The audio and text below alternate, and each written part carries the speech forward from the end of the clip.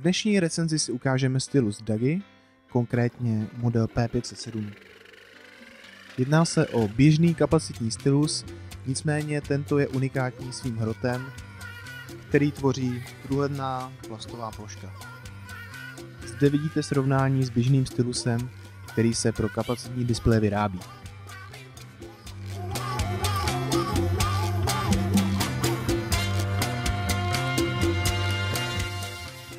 Díky oné plošce je stylus Dagi mnohem přesnější oproti konkurenčním výrobkům a při kreslení poskytuje podobný komfort jako stylusy určené pro rezistivní displej. Střed dotyku vzniká přímo pod pružinkou, která pojí plošku s perem a umožňuje kreslit nebo psát v libovolném úhlu.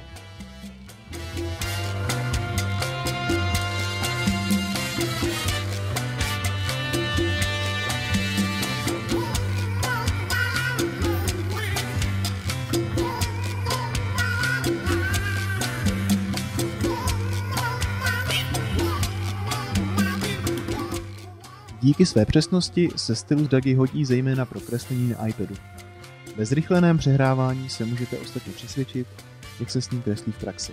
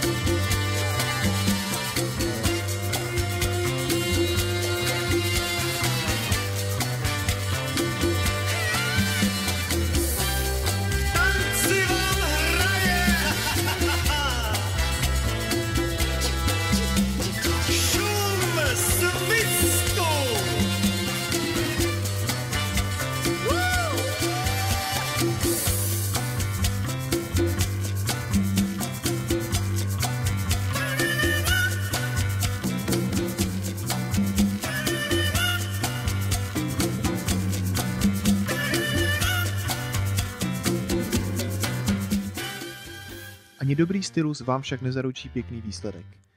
Je třeba i trochu toho uměleckého talentu. Pokud to v sobě máte, můžete si nakreslit třeba vlastní portrét Steva Jobse.